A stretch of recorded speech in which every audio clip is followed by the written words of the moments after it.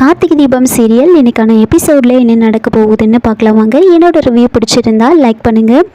அபிராமி கண் முழிச்சதுமே கார்த்திக்கிட்டையும் தீபா கிட்டேயும் பேசுகிறாங்க.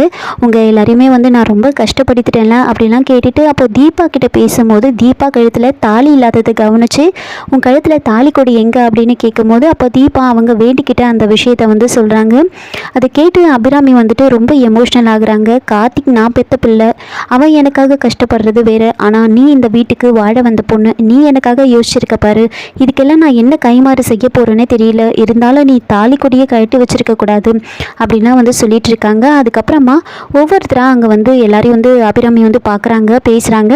எல்லாரும் பேசிட்டு அங்கேருந்து கிளம்பிடுவாங்க. அப்போது அபிராமி கார்த்திக்கிட்ட கார்த்தி, உனக்கும் தீபாக்கும் கல்யாணம் ஆகும்போது நீ அவ கழுத்தில் தாலி கட்டும்போது அதை என்னால் பார்க்க முடியல, அதனாலேயே தான் என்னவோ தெரியல தீபா இந்த மாதிரி ஒரு வேண்டுதல் வச்சுருக்கான்.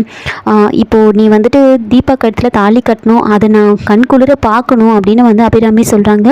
அதை கேட்டு கார்த்திக் கண்டிப்பாக ஏற்பாடு பண்ணிடலாமா, உங்களோட ஆசையை நிறைவேற்றுறது தான் என்னோட கடமை அப்படின்னு சொல்லிட்டு இருக்காங்க.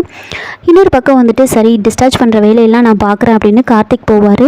அங்கே வீட்டில் ஆனந்த், அருணா, கார்த்திக் இவங்க 3 பேரும் பேசிகிட்டு இருப்பாங்க. அப்போ ஆனந்த் அம்மா தான் குணமாயிட்டாங்களா, அவங்கள வீட்டுக்கு கூட்டிகிட்டு வந்துடலாம் அப்படின்னு சொல்லும்போது அப்போ கார்த்திக் இல்லை, அதுக்கு முன்னாடி நாம் வேறு ஒரு விஷயம் பண்ணணும் அப்படின்னு சொல்கிறாங்க. என்ன விஷயம் அப்படின்னு கேட்கும்போது, அம்மாவை இந்த நிலைமைக்கு ஆளாக்குன அந்த ரியாவை நாம் எதுவுமே பண்ணலையே, அவளை ஏதாவது பண்ணணும் அப்படின்னு சொல்கிறாங்க. அதை கேட்டு ஆனந்த் எனக்கும் அதுதான், அவளை நினைக்கும் போதே எனக்கு அவ்வளோ டென்ஷன் ஆகுது அப்படின்னு பேசிகிட்டு இருக்கும் போதே கரெக்டாக ரியா ஆனந்துக்கு கால் பண்ணுறாங்க. அவள் தான் கால் பண்ணுறா அப்படின்னு சொன்னதுமே ஃபோனை ஸ்பீக்கரில் போடும், முதல்ல கோவமாக பேசுகிற மாதிரி பேசி உன் வழிக்கு அவளை கொண்டு வா அப்படின்னு சொல்கிறாங்க. இப்போ ஆனந்த் அட்டன் பண்ணி பேசுகிறாரு. என்ன விஷயம் அப்படின்னு ரொம்ப கோவமாக கேட்குறாரு. அப்போது ரியா என்ன ஆனந்த், என் ஃபோன் அட்டன் பண்ணலாமா வேணாமான்னு யோசிச்சுட்டு இருந்தியா அப்படின்லாம் கேட்டுட்டு திரும்பவும் நான் அந்த வீட்டுக்கு மருமகளாக வரணும் அப்படின்னு சொல்கிறாங்க. அதை கேட்டு ஆனந்த் பயங்கரமாக டென்ஷன் ஆகிட்டு கோவமாக கத்துறாரு. இங்கே பாரு, நான் சொன்னது நடக்கணும், அப்படி மட்டும் நடக்கலை, நீ உயிருக்கு உயிராக குழந்தைங்கள வளர்த்துட்ருக்கியே, மீனாட்சியோட அக்கா குழந்தைங்க, அவங்கள நான் தூக்கிடுவேன், அவங்க கொடைக்கானலில் தானே படிச்சுட்ருக்காங்க அப்படின்னு சொன்னதுமே ஆனந்த் ரொம்ப கோவப்படுறாரு. என்ன நீ மிரட்டுறியா அப்படின்னு சொல்ல, இங்கே பாரு, நான் ஒன்றும் மிரட்டலை, நான் சொன்னது மட்டும் நடக்கலை, கண்டிப்பாக அவங்கள தூக்கி ஏதாவது நான் பண்ணுவேன் அப்படின்னு சொல்கிறாங்க. அப்போது ஆனந்த் அப்படியே அமைதியாகிற மாதிரி, சரி அந்த மாதிரிலாம் எதுவும் பண்ணிடாத, இப்போ நான் எங்கே வரணும் சொல்லு அப்படின்னு சொல்லும்போது அவங்க ஒரு இடத்த சொல்கிறாங்க, ஒரு கெஸ்ட் ஹவுஸை சொல்கிறாங்க, அந்த இடத்துக்கு வந்துரு அப்படின்னு சொல்கிறாங்க. ஆனந்தை சரி நான் வரேன் அப்படின்னு சொல்லிட்டு ஃபோனை வைக்கிறாங்க. அப்போ கார்த்திக் நீ முன்னாடி போ, நான் பின்னாடி வரேன் அப்படின்னு சொல்லிட்டு ஆனந்தை முன்னாடி அனுப்பிடுவாங்க. ஆனந்த் அந்த இடத்துக்கு போகிறாங்க. அங்கே போயிட்டு ரியா கிட்ட பேசுகிறாங்க.